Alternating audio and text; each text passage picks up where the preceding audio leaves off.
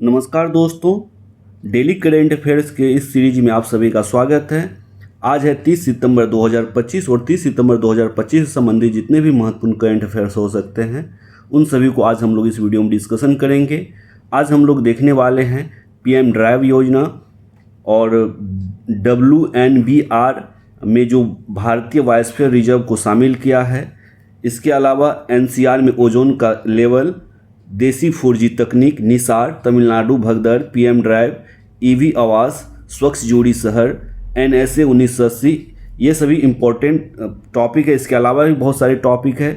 जो भी टॉपिक आया है करंट अफेयर से रिलेटेड, इस वीडियो की सबसे बड़ी खास विशेषता यही है कि उस टॉपिक से जो संबंधित रिलेटेड जितने भी क्वेश्चन बन सकते हैं, वो चाहे कन्वेंशनल हो या फिर करंट अफेयर से रिलेटेड हो, उन सभी को हम लोग इस वीडियो में डिस्कशन करेंगे। इसीलिए इस वीडियो को शुरू से अंत तक ज़रूर देखिए। आपको ये वीडियो का PDF चाहिए तो नीचे टेलीग्राम का लिंक दिया है कमेंट बॉक्स में, वहाँ जा करके डिस्क्रिप्शन बॉक्स में टेलीग्राम लिंक ज्वाइन करके आप इस पर ज्वाइन करके PDF प्राप्त कर सकते हैं। आइए बिना देर किए हुए शुरू करते हैं पहले प्रश्न से। पहला प्रश्न है, हाल ही में किस भारतीय बायोस्फीयर रिजर्व को यूनेस्को के वर्ल्ड नेटवर्क और बायोस्फीयर रिजर्व अर्थात इसे शॉर्ट में बोलते हैं WNBR में शामिल किया है? तो इंग्लिश में है, recently which Indian biosphere reserve has been included in UNESCO's world network of biosphere reserve अर्थात शॉर्ट में WNBR। तो भारत के अभी कोल्ड डेजर्ट बायोस्फीयर रिजर्व को इसमें शामिल किया गया। ये बहुत इंपॉर्टेंट न्यूज़ है। आगामी जितनी भी परीक्षा होने वाला है उसके लिए ये बेहद ही इम्पोर्टेंट है। इसे आप एक नोट्स बना करके रख लेंगे। आज आप लोग समझने वाले हैं बायोस्फीयर रिजर्व क्या होता है, इसके कितने पार्ट हैं, कितने भाग होते हैं, इंडिया में कुल कितने बायोस्फीयर रिजर्व है और किन किन बायोस्फीयर रिजर्व को WNBR में शामिल किया गया है। इसीलिए इस वीडियो को अंत तक ज़रूर देखें। तो सही आंसर हो गया कोल्ड डेजर्ट बायोस्फीयर रिजर्व। और ये कहाँ है? तो हिमाचल प्रदेश और लद्दाख वाले रीजन में है। बात करें WNBR क्या है, तो इसका फुल फॉर्म आप देख चुके हैं, तो world network of biosphere reserve. और ये किसका भाग है? तो यूनेस्को का ही भाग है।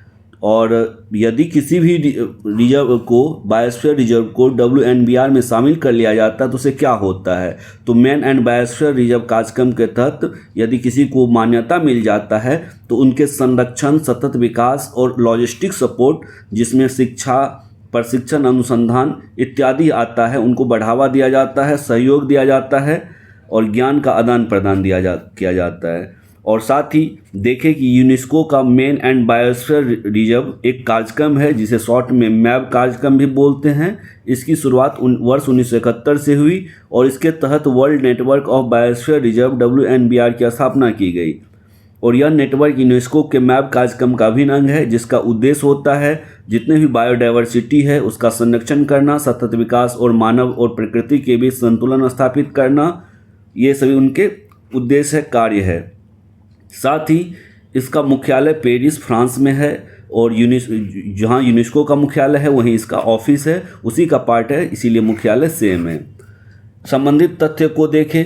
यदि आपसे पूछा जाए कि बायोस्फीयर रिजर्व होता क्या है, इसकी क्या परिभाषा होती है, तो एक ऐसा क्षेत्र जिसे प्राकृतिक पर्यावरण और जैव विविधता की सुरक्षा के संरक्षण के तहत रखा जाता है, ताकि वहाँ ज़्यादा से ज़्यादा पर्यावरण और जैव विविधता की सुरक्षा हो सके, संरक्षण हो सके, कंजर्वेशन हो सके।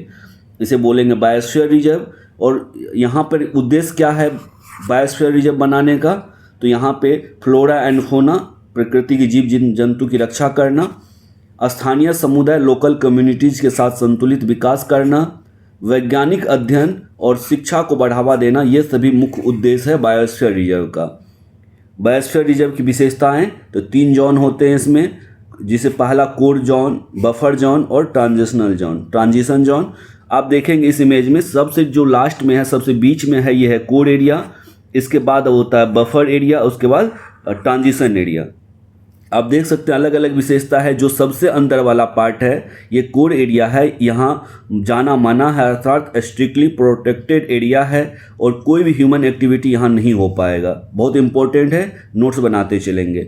Buffer zone limited human activity यहाँ पे अलाउड है, जैसे रिसर्च किया जा सकता है, टूरिज्म किया जा सकता है, और साथ ही ट्रांजिशनल एरिया में लोकल कम्युनिटीज़ का सस्टेनेबल डेवलपमेंट को की आज्ञा है, अलाउड है। ठीक है, और क्या क्या देख सकते हैं इस इमेज से देखिए। इस इमेज में आपको पता चलेगा कोड एरिया सबसे बीच वाला पार्ट है, यहाँ कोई नहीं जा सकता, कोई मानवीय गतिविधि नहीं हो सकती है। उसके बाद जो बफर एरिया है, बफर एरिया में रिसर्च किया जा सकता है, एजुकेशन किया जा सकता है, मॉनिटरिंग किया जा सकता है यहाँ पे, और साथ ही हैबिटेशन जो सेटलमेंट होता है, जो आवास होता है, यहाँ बनाया जा सकता है। और ये किस चीज़ को दिखा रहा है? टूरिज्म को दिखा रहा है। और साथ ही जो सबसे बाहर वाला एरिया होता है, ट्रांजिशन एरिया होता है, यहाँ पे क्या क्या हो सकता है? सेटलमेंट हो सकता है, टूरिज्म हो सकता है, साथ ही यहाँ एजुकेशन का वर्क हो सकता है, और यहाँ पे इसका रिसर्च हो सकता है। तो ये सभी इम्पोर्टेंट है। ये बायोस्फीयर रिजर्व आज आप लोग समझ गए होंगे बायोस्फीयर रिजर्व क्या है।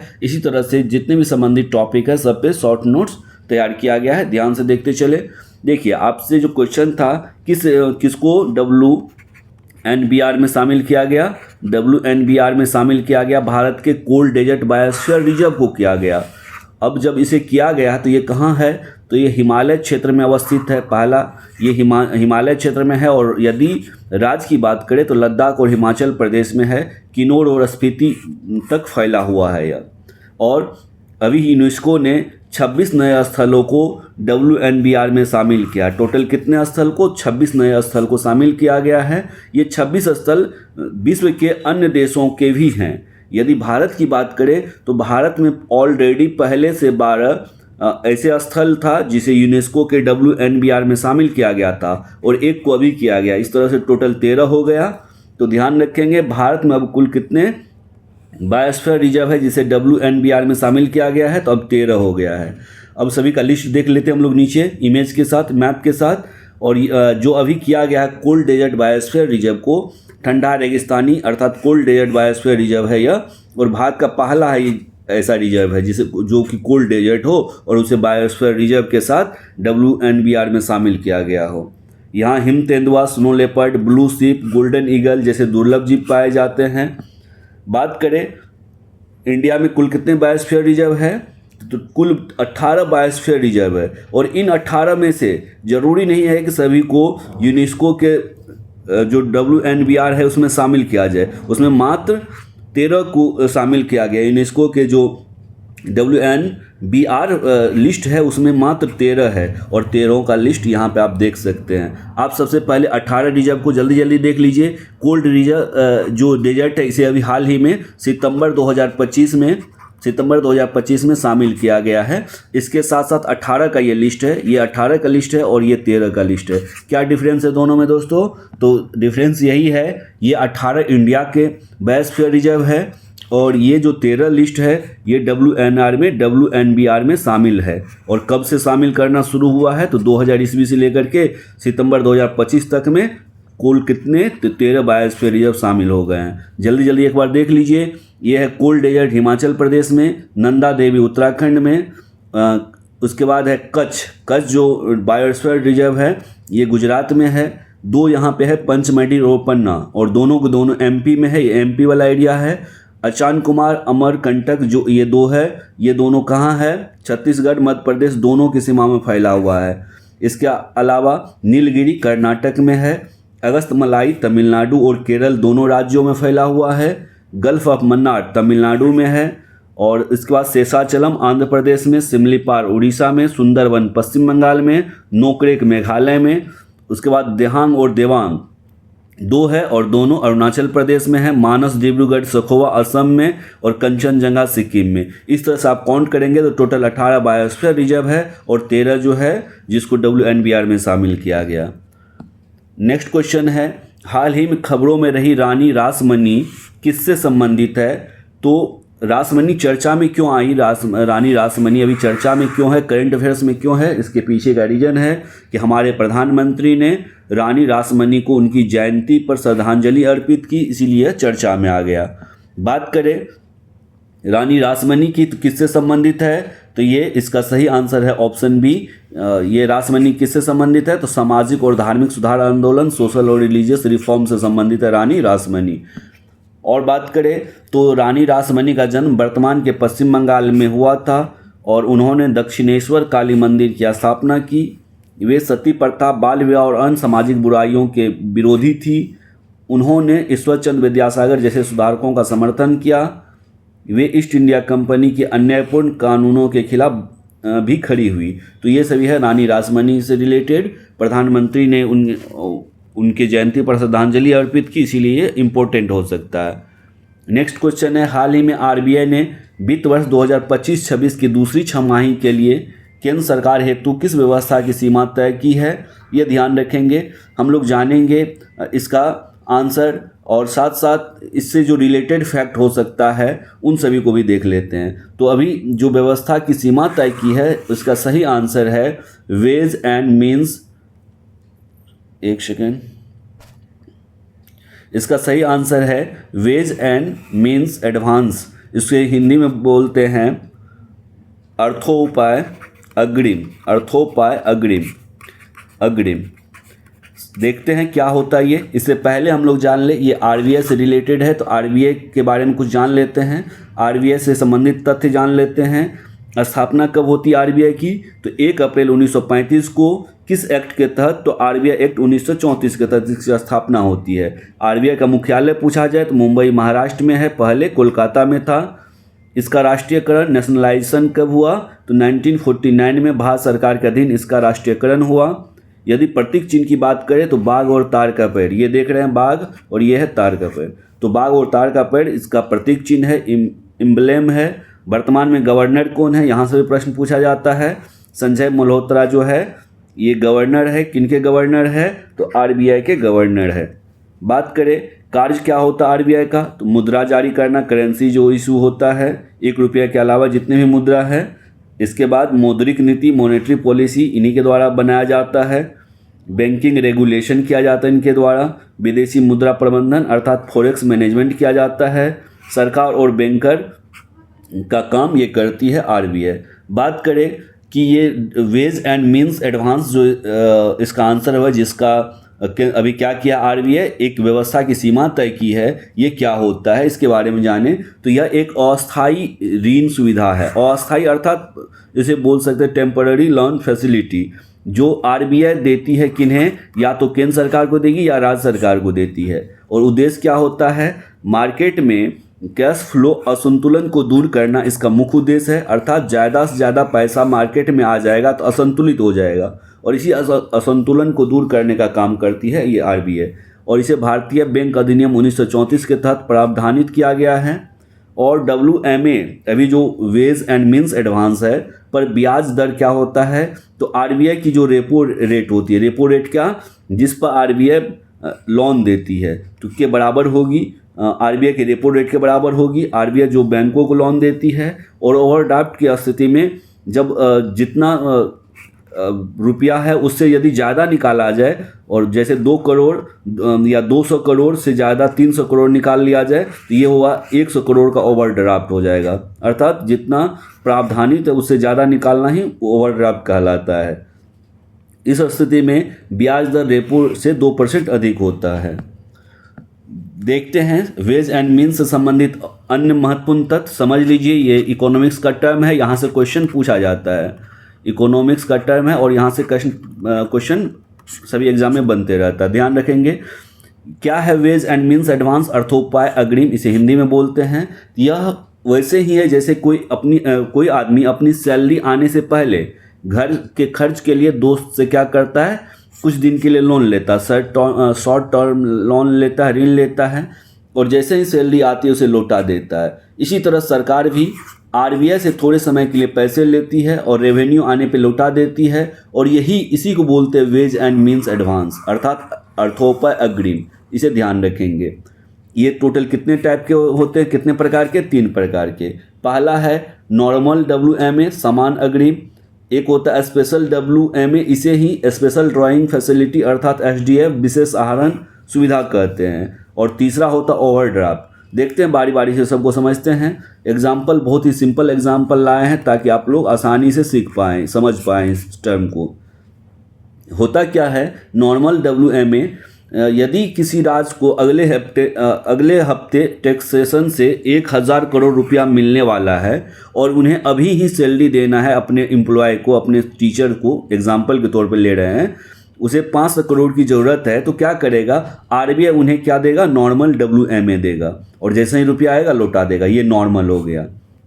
अब special WMA, special drawing facility SDF की बात करें तो इसे सरकार को कोलेट्रल जो संपार्श्विक होता देना पड़ता, अर्थात हम लोग अपनी सामान्य भाषा में बोलते हैं कुछ गिरवी रखना होता है। कुछ गिरवी रख करके यदि हम लोन ले तो इसे स्पेशल WMA या स्पेशल ड्राइंग फैसिलिटी बोलते हैं।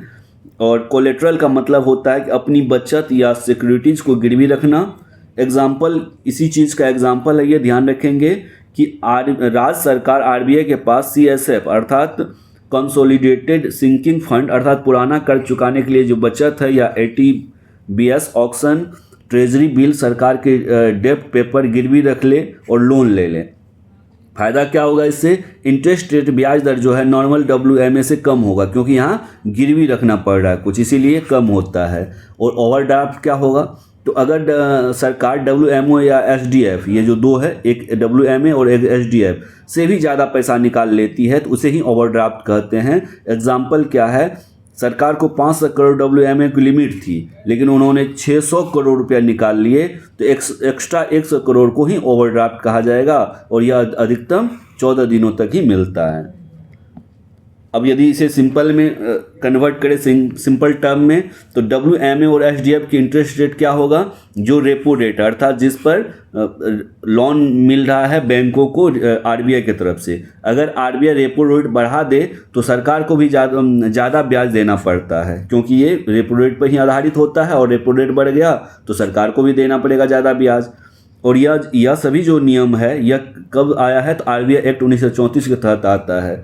यदि इसे जितने भी चीज़ पढ़े हैं उसको यदि छोटे से हम लोग क्विक रिकैप करें तो WMA क्या होगा, तो शॉर्ट टर्म हेल्प है, कुछ दिनों के लिए हेल्प ले लिए। SDF क्या है, कुछ गिरवी रख करके ले लिए। OD क्या है, इमरजेंसी में और सैलरी आने से पहले घर चलाने के लिए दोस्त से एडवांस लेना। WMA आपको याद हो जाए इसलिए इतने शॉर्ट में हम बना के लाए हैं आप लोगों के लिए। बिना गिरवी वाला नॉर्मल होगा, गिरवी वाला SDF होगा, लिमिट से ज़्यादा ओवरड्राफ्ट होगा। यहाँ से प्रश्न पूछता है बार बार।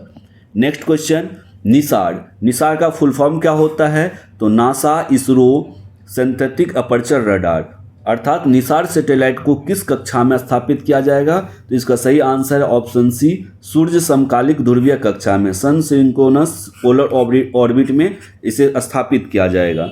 बात करें कि ये अलग अलग ऑर्बिट क्या क्या है, ध्रुवीय कक्षा, पोलर ऑर्बिट, सूर्य तुल्यकालिक कक्षा, सन सिंक्रोनस ऑर्बिट, भूस्थिर कक्षा, जियो स्टेशनरी ऑर्बिट, ये सभी क्या होता है, इसे ध्यान से देखिए। यदि ध्रुवीय है तो ध्रुव के ऊपर गुजरती है जब सैटेलाइट और उत्तर दक्षिण दिशा में चलती है और ऊंचाई 200 से 1000 किलोमीटर ऊंचाई हो, तो ऐसे सैटेलाइट को ध्रुवीय सैटेलाइट कहते हैं। और इसका उपयोग क्या क्या है, तो मौसम उपग्रह, जासूसी उपग्रह और पूरा पृथ्वी का अवलोकन करने के लिए ध्रुवीय कक्षा में सैटेलाइट को भेजा जाता है, अर्थात उपग्रह को भेजा जाता है। सूर्य तुल्यकालिक कक्षा अर्थात सन सिंक्रोनस ऑर्बिट क्या होता है, तो ध्रुवीय कक्षा का विशेष प्रकार, हर बार एक ही सौर समय पर भूमध्य रेखा पार करे, समय एक ही होगा, एक ही सौर समय होगा और उसी पे भूमध्य रेखा पार करेगा, अर्थात सन के आसपास है ये, इसीलिए सूर्य तुल्यकालिक हो गया, सन सिंक्रोनस हो गया। यदि भू अस्थिर कक्षा की बात करें तो जितना भू अस्थिर अर्थात पृथ्वी के घूर्णन में जितना समय लगता है पृथ्वी के घूर्णन के बराबर ही घूमे, तो ऐसे जो सैटेलाइट है इसे बोलेंगे भू अस्थिर कक्षा अर्थात जियो स्टेशनरी सैटेलाइट। और यह लगभग 36,000 किलोमीटर या 35,800 किलोमीटर ऊंचाई पे होता है और इसका उपयोग है टीवी प्रसारण, संचार, मौसम उपग्रह, और इसका उपयोग था नक्शा बनाना, फसल निगरानी। और उसी तरह से किस कक्षा में भेजा गया, तो इसका सही आंसर हो गया सूर्य समकालिक ध्रुवीय कक्षा अर्थात सन सिंक्रोनस पोलर ऑर्बिट। बात करें कि सन सिंक्रोनस पोलर ऑर्बिट जो है ये क्या है, तो ये निसार दुनिया का पहला डुअल फ्रीक्वेंसी SAR अर्थात L बैंड और S बैंड अर्थात डुअल बैंड हो गया, डुअल बैंड फ्रीक्वेंसी सैटेलाइट है। इसे नासा और इसरो ने संयुक्त रूप से बनाया है। नासा अमेरिका का अंतरिक्ष एजेंसी है और इसरो इंडिया का। और यह पृथ्वी की सतह की उच्च रिजोल्यूशन इमेजिंग प्रदान करता है। दिन और रात सभी मौसम में यह प्रदान करेगा। और उपयोग क्या होगा? आपदा प्रबंधन, जलवायु परिवर्तन अध्ययन, वनों की निगरानी, ये सभी इसका उपयोग होगा। किसका? निसार का।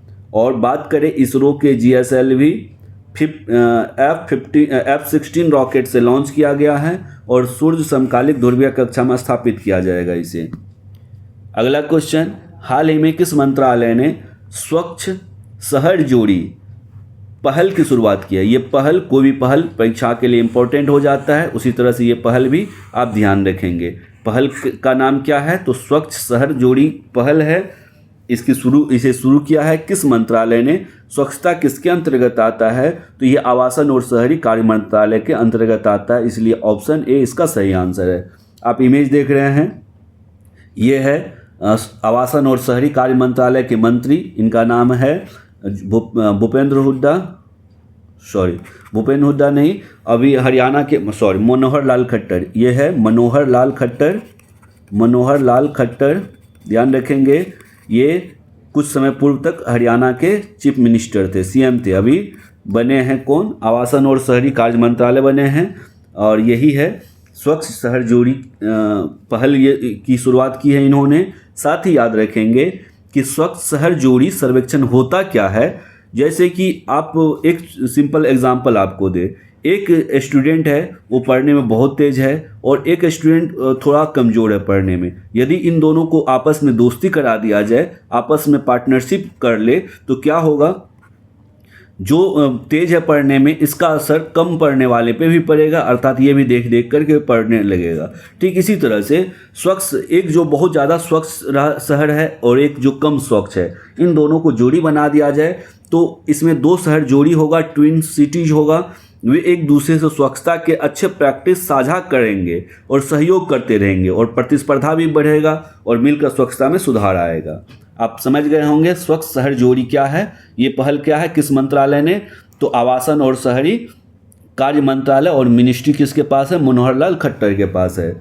और स्वच्छ भारत मिशन अर्बन के तहत इसे शुरू किया गया है। इसमें 72 शहर को मेंटोर, अर्थात जो ज़्यादा स्वच्छ है, और 200 शहर मेंटी, अर्थात जिसके अंतर्गत कम स्वच्छ शहर होंगे। उद्देश्य है शहरों को एक दूसरे से सीखने और सर्वश्रेष्ठ प्रथाओं को साझा करने का अवसर देना। और इससे शहरी भारत में स्वच्छता और अपशिष्ट प्रबंधन प्रणाली मजबूत होगी। ज्ञान और अनुभव के आदान प्रदान पर आधारित है ये सभी। देखते हैं अगला प्रश्न। भारत सरकार ने 1 अक्टूबर 2026 को किस सुरक्षा प्रणाली को सभी नए जो इलेक्ट्रिक व्हीकल्स है में अनिवार्य कर दिया है? एक नई सुरक्षा प्रणाली आया है और इस नई सुरक्षा प्रणाली जितने भी अब इलेक्ट्रिक व्हीकल होंगे, जितने भी ई-व्हीकल्स होंगे, उसमें ये लगाया जाएगा। ये सुरक्षा प्रणाली लगाना अनिवार्य हो गया। कब से? तो अगले वर्ष 1 अक्टूबर से। तो इसे ध्यान रखेंगे। इसका सही आंसर है जो आप ऑप्शन में यहाँ इमेज से भी देख सकते हैं, आवास अर्थात ये ऑप्शन बी इसका सही आंसर है।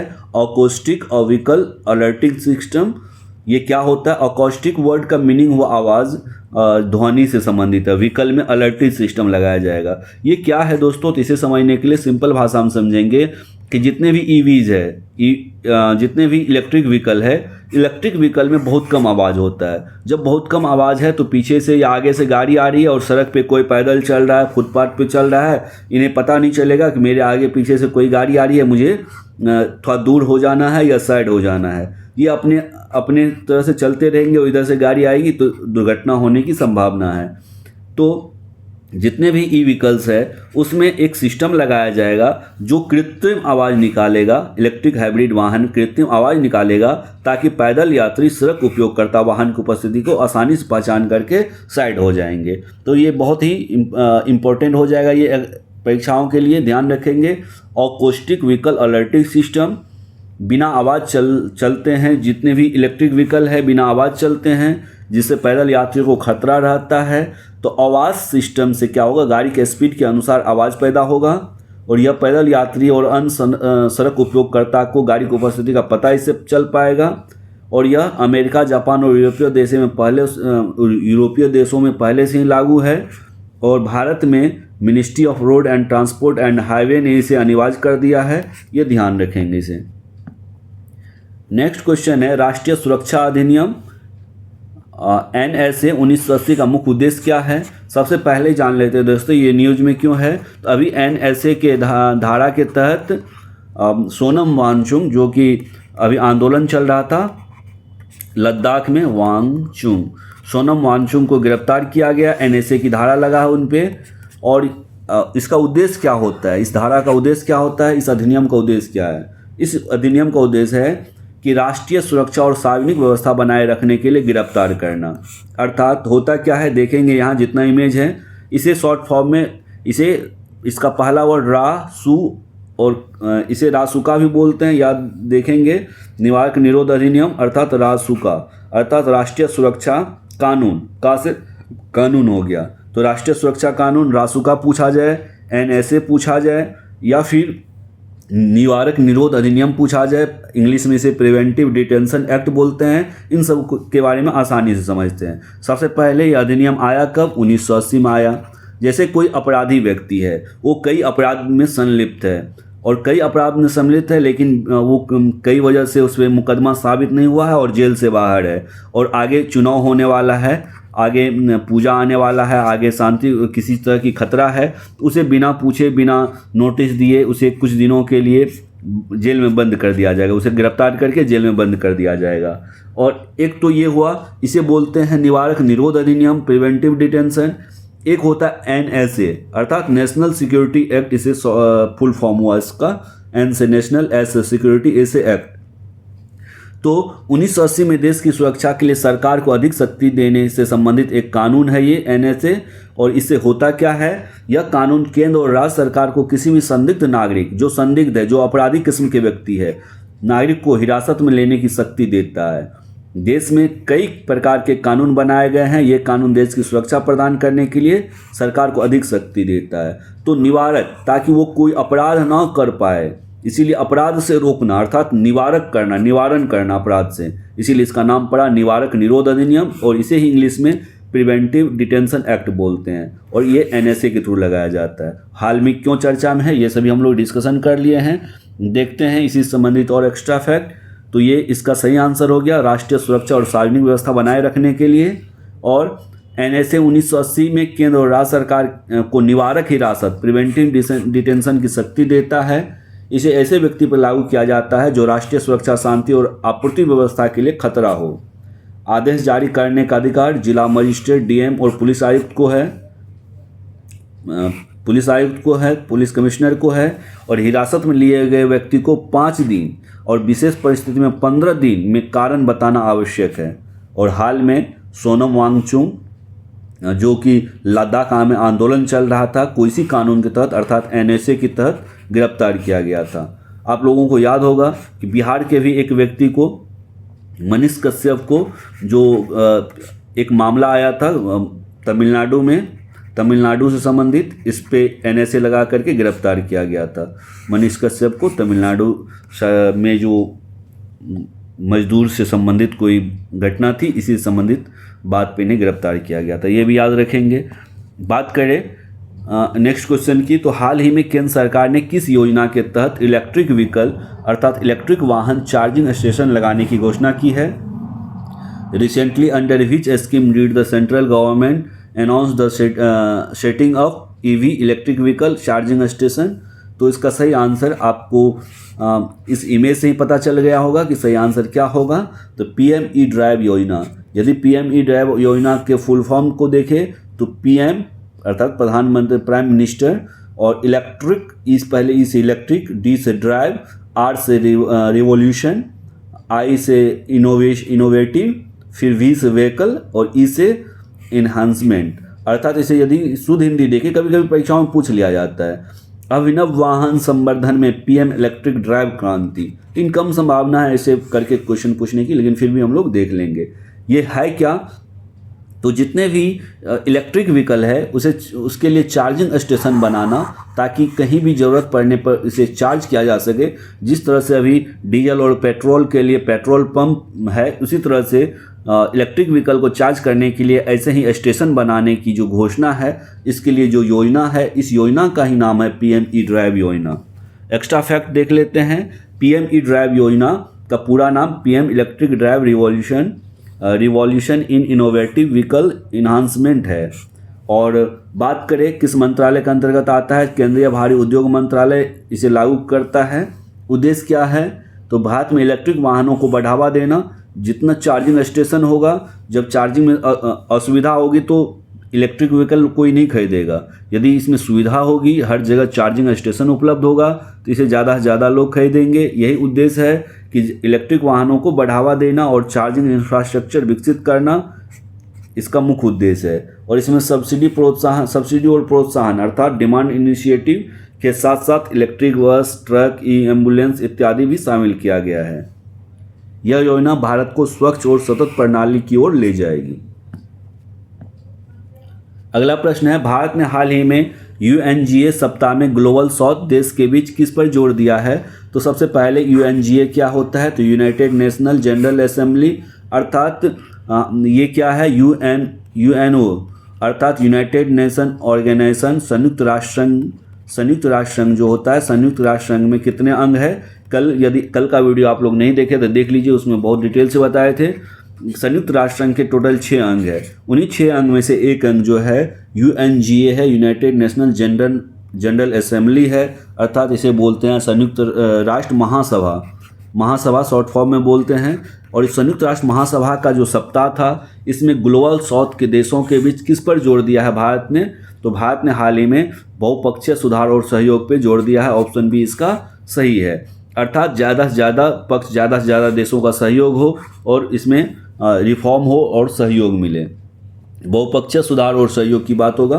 बात करें ग्लोबल साउथ का, तो ग्लोबल साउथ में कौन कौन कंट्री आता है, ये क्वेश्चन पूछा जाता है कई बार परीक्षाओं में। तो ग्लोबल साउथ ये है नॉर्थ, ये नॉर्थ की जो कि जितने भी ब्लू कलर से है और रेड कलर, ब्लू कलर में जितने भी है ये ग्लोबल नॉर्थ को रिप्रेजेंट कर रहा है। और जितने भी साउथ वर्ल्ड में साउथ के कंट्री है, ये ग्लोबल साउथ को रिप्रेजेंट करता है। अर्थात इसका मीनिंग समझिएगा, ये डेवलप्ड नेशन है, मैक्सिमम जो है डेवलप्ड कंट्री है और ये डेवलपिंग है, ये विकासशील है। विकासशील मतलब जो विकास कर रहा है, विकासशील जो विकास कर रहा है, और विकसित जो विकास कर चुका है, ये विकसित है। अर्थात इस आधार पे बांटा गया है। विकसित जो है ग्लोबल नॉर्थ को रिप्रेजेंट करता है और डेवलपिंग जो है ग्लोबल साउथ को रिप्रेजेंट करता है। साथ ही आप देखेंगे इन दोनों को जो अलग करता है उसका नाम क्या है, तो ब्रांडिट लाइन जो है दोनों को ग्लोबल साउथ और ग्लोबल नॉर्थ को अलग करता है। इस बात का ध्यान रखेंगे। देखिए इसको और जूम करके दिखा रहे हैं, ब्रांडिट लाइन जो है इन दोनों को अलग करता है, ग्लोबल साउथ और ग्लोबल नॉर्थ को। आगे बढ़े, बात करें कि किस बात पे हुई है, तो बहुपक्षीय सुधार और सहयोग की बात हुई है। ग्लोबल साउथ में किस किस जगह का कंट्री आएगा, तो लैटिन अमेरिका का कंट्री आएगा, अफ्रीका, एशिया और ओशनियाई विकासशील देशों का। ठीक है, और एक चीज़ यहाँ पे एक्स्ट्रा देखेंगे कि नीचे में भी ब्लू कलर अर्थात ऑस्ट्रेलिया को दक्षिण में होते हुए भी ये ग्लोबल नॉर्थ का पार्ट है, अर्थात डेवलप्ड है।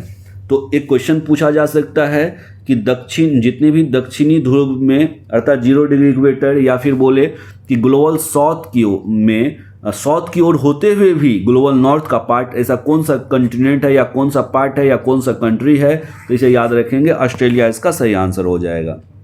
बात करें भारत इन देशों के बीच क्या कर रहा है, साझा आवाज़ और सहयोग पर जोर दे रहा है। साथ ही UNC United nation security council, WTO और वर्ल्ड बैंक जैसे संस्थाओं में सुधार पर जोर दे रहा है।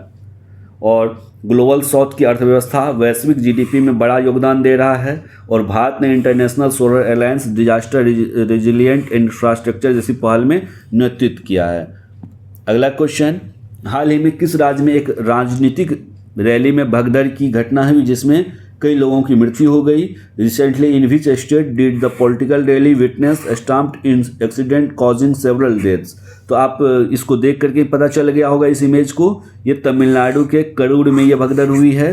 सियासी रैली के दौरान भगदड़ हुई और अभिनेता जो है, ये अभिनेता से नेता बने विजय, ये विजय है, साउथ के सुपरस्टार है विजय, और ये नेता बने हैं और इनकी रैली हो रही थी। इस रैली में 40 की मौत, 90 से अधिक लोगों के घायल होने की खबर है और कई मंत्री, शीर्ष अधिकारी और पुलिस अफसर यहाँ जुटे हुए थे। बात करें इसका सही आंसर ऑप्शन बी तमिलनाडु हो गया। बात करें कि भारत में ऐसे कई भगदड़ कब कब कहाँ कहाँ हुई है, तो करूड़ अभी हाल ही में 27-28 दिसंबर को करूड़ में हुआ, 41 मौतें हुई।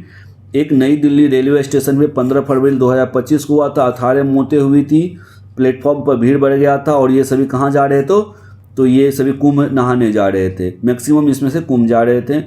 बेंगलुरु कर्नाटक में भी 11 मौतें हुई। अब IPL उत्सव के दौरान भगदड़ मची थी। हाथरस उत्तर प्रदेश में 2 जुलाई 2024 को 100 से 121 लोगों की मौत हुई थी, ये धार्मिक सभा में शामिल हुए थे। प्रयागराज उत्तर प्रदेश में 29 जनवरी 2025 को 30 मौतें हुई कुंभ मेले के दौरान भगदड़ में। और तिरुपति आंध्र प्रदेश जनवरी 2025 में 6 मौतें हुई मुफ्त पास के लिए। और बिहार से भी रिलेटेड एक फैक्ट है, जहानाबाद बिहार में 12 अगस्त 2024 को 7 मौतें हुई मंदिर में भगदड़ मच जाने से, ये सब याद रखेंगे।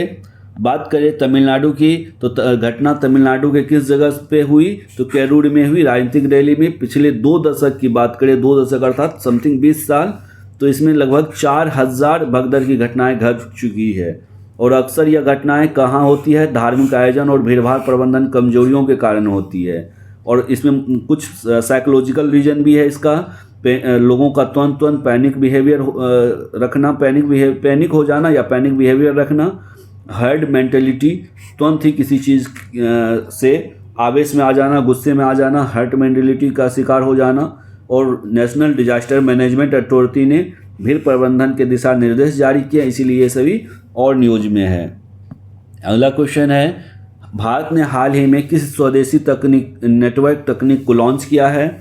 इसका सही आंसर हो जाएगा 4G 5G रेडी स्वदेशी नेटवर्क। सबसे पहले जानेंगे ये होता क्या है। तो भारत पूरी तरह से देश में विकसित किया गया 4G दूरसंचार नेटवर्क, जिसे आगे चल करके 5G में अपग्रेड किया जा सकता है, इसीलिए इसका नाम 4G और 5G रेडी स्वदेशी नेटवर्क पड़ा।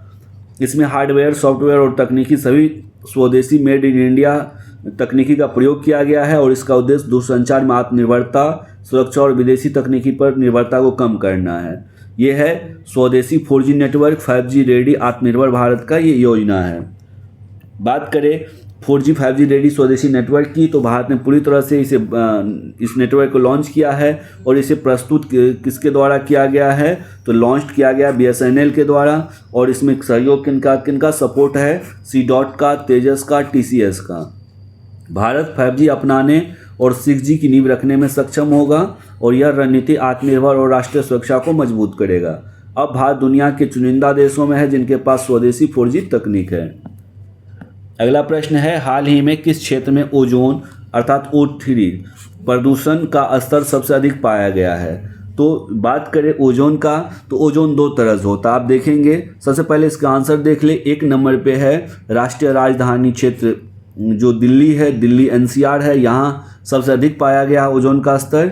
और दूसरे पोजीशन पे जो है MMR आएगा, मुंबई महानगर क्षेत्र, मुंबई मेट्रोपॉलिटन रीजन आएगा, दूसरे पे आएगा। और पहले पे आएगा राष्ट्रीय राजधानी NCR, इसीलिए सबसे अधिक पूछा गया था। आंसर ऑप्शन बी राष्ट्रीय राजधानी क्षेत्र हुआ।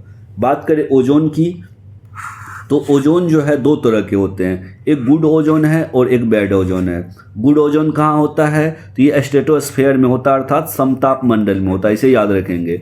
समताप मंडल में होता है। और समताप मंडल में क्या करता है ये ओजोन, तो समताप मंडल में सूर्य से आ रही परावैंगनी किरण को रोक करके मानव को त्वचा कैंसर, अत्यधिक गर्मी से बचाता है। और एक होता है बैड ओजोन। बैड ओजोन कहाँ होता है, तो ट्रोपोस्फेयर अर्थात क्षोभ मंडल में होता है। ये बनता कैसे है, तो जब नाइट्रोजन ऑक्साइड पे और के साथ क्या मिलता है, वोलेटाइल ऑर्गेनिक कंपाउंड मिलता है और सनलाइट होता है, तब जाकर एक ग्राउंड लेवल का ओजोन बनता है और स्ट्रेटोस्फेयर ओजोन बोलते हैं। ये बहुत ही खतरनाक होता है और ये क्या करता है, तो जितने भी हीट है, हीट को ऑब्जर्व करता है, ग्रीन हाउस गैस की तरह काम करता है, हीट को ऑब्जर्व करके ग्लोबल वार्मिंग को बढ़ावा देता है। बात करें केंद्रीय प्रदूषण नियंत्रण बोर्ड ने हाल ही में राष्ट्रीय हरित अधिकरण अर्थात NGT को सूचित किया है कि 2023 में 10 शहरों में 178 निगरानी स्टेशनों से 65 ओजोन सुरक्षित स्तर को पार कर लिया है और दिल्ली, मुंबई जैसे बड़े शहर में अधिक उल्लंघन हुआ इसका। तो ये इस चीज़ की जानकारी मिली है। बात करें राष्ट्रीय राजधानी क्षेत्र एनसीआर की, तो यहाँ सबसे अधिक प्रभावित हुए लोग, और दूसरे स्थान में मुंबई महानगर आता है। ओजोन 2 प्रकार का है, स्ट्रेटोस्फेयर ओजोन जो प्रोटेक्टिव होता है इसीलिए इसे गुड ओजोन बोला जाता है, और जो ट्रोपोस्फेरिक ओजोन है इसे बैड ओजोन बोला जाता है। ध्यान रखेंगे। ग्राउंड लेवल ओजोन जो है यह सेकेंडरी पॉल्यूटेंट है और द्वितीयक प्रदूषक बोलते हैं, इसे द्वितीयक प्रदूषक बोलते हैं। और यह कैसे बनता है? Nitrogen oxide, volatile oxygen, volatile जो ऑर्गेनिक कंपाउंड है इसके साथ रासायनिक अभिक्रिया से बनती है और स्वास्थ्य पर गंभीर असर डालती है। दोस्तों, इस तरह से हम लोग जितने भी करंट अफेयर्स बन सकते थे, आज 2-4 क्वेश्चन ज़्यादा हुआ क्योंकि कल संडे था। संडे की वजह से कुछ पेपर कल ना छप करके आज छपा, और आज के पेपर में, आज के न्यूज़पेपर में ज़्यादा न्यूज आया। कितने? तो मंडे और ट्यूसडे सबको मिला करके एक साथ बनाया गया, और ज़्यादा से ज़्यादा करंट अफेयर्स यहाँ आया है, इसीलिए थोड़ा वीडियो लंबा बना है। और दूसरा भी रीज़न है लंबा बनने का, जितने भी टर्म यूज हुए हैं, जितने भी करंट अफेयर्स यूज हुए हैं, उन करंट अफेयर्स में जितने भी कन्वेंशनल टॉपिक था, चाहे WMA की बात हो या NSA की बात हो, उस पर हम लोग डिटेल डिस्कशन कर लिए। बायोस्फीयर रिजर्व की बात हो। इसी तरह से दोस्तों, यदि वीडियो पसंद आया हो तो वीडियो को लाइक करके कमेंट जरूर करें। आप कमेंट में बताएं कि क्वेश्चन कैसा लग रहा है, लेवल कैसा है, और आपको तैयारी में कितना हेल्प मिल रहा है। साथ ही साइंस का वीडियो आज अपलोड हो जाएगा, तो इसी तरह से देखते रहिए, ज़्यादा से ज़्यादा सपोर्ट कीजिए। धन्यवाद।